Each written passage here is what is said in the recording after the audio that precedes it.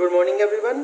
Guys, जो हमारा case है वो है कि change in profit sharing ratio में जब change in profit sharing ratio among the partners हो रहा है तो at that time profit sharing ratio change होते समय जो एक्यूमुलेटेड प्रॉफिट्स हैं, एक्यूमुलेटेड प्रॉफिट्स आप जानते हैं क्या होते हैं, रिजर्व्स हैं, उनका क्या ट्रीटमेंट होगा। एक बच्चे का क्वेश्चन है, सर नहीं पता एक्यूमुलेटेड प्रॉफिट्स क्या होते हैं।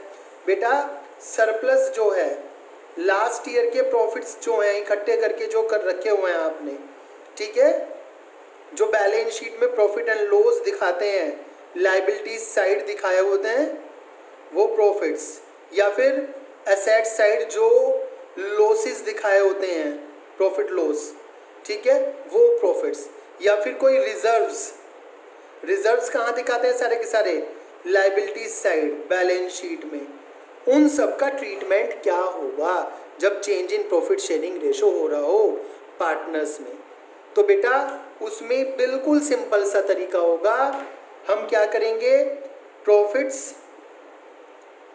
और रिजर्व्स के लिए जनरल एंट्री कर देंगे, प्रॉफिट एंड लॉस या फिर reserves account debit to partners. सोचिए, एज कैपिटल अकाउंट जितने पार्टनर्स हैं, to B's capital account, to C's capital account. किस रेशो में बांट देंगे, प्रॉफिट शेयरिंग रेशो जो है उसमें डिस्ट्रीब्यूट कर देंगे। कौन से वाले में, ओल्ड प्रॉफिट शेयरिंग रेशो में डिस्ट्रीब्यूट कर देंगे, ठीक है, क्योंकि पुराने रिजर्व्स हैं, पुराने प्रॉफिट्स हैं, तो पुराने रिजर्व्स और पुराने प्रॉफिट्स को पार्टनर्स के ओल्ड रेशो में बांट दो। अब न्यू प्रॉफिट शेयरिंग रेशो आने के बाद जो न्यू प्रॉफिट्स होंगे, न्यू रिजर्व्स होंगे, उसके लिए new profit sharing ratio use किया जाएगा जब वो इकट्ठे होते चले जाएंगे। पहले पुराने वालों का ट्रीटमेंट पुराने वालों के कैपिटल अकाउंट में डिस्ट्रीब्यूट कर दो, टेंशन ही खत्म हो जाएगी।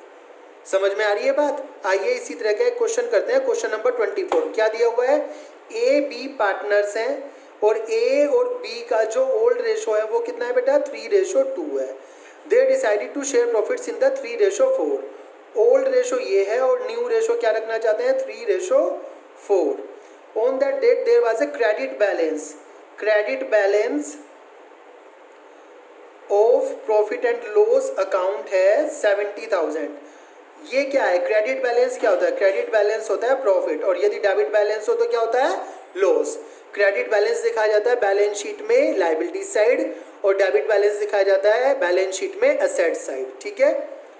तो क्रेडिट बैलेंस दिया गया है 70,000 का, आपको जनरल एंट्री करनी है तो सिंपल है, profit and loss account debit to A's capital account to B's capital account.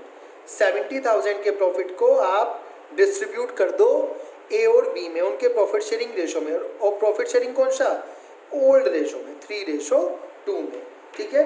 तो 3:2 में आप यहाँ डिस्ट्रीब्यूट कर दीजिए, आ जाएगा 42,000 और 28,000, दैट्स इट, ठीक है।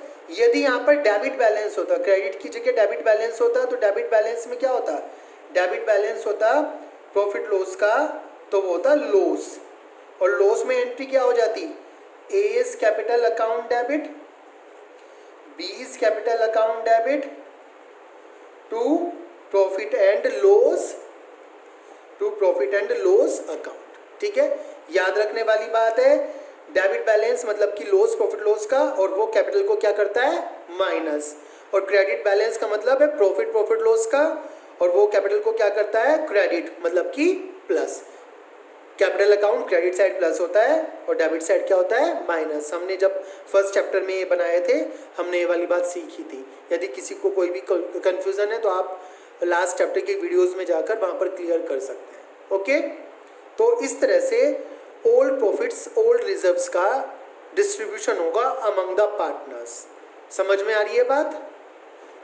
यदि आपको किसी को भी कोई भी प्रॉब्लम है इस टॉपिक में, you can ask me any time, okay. Thank you.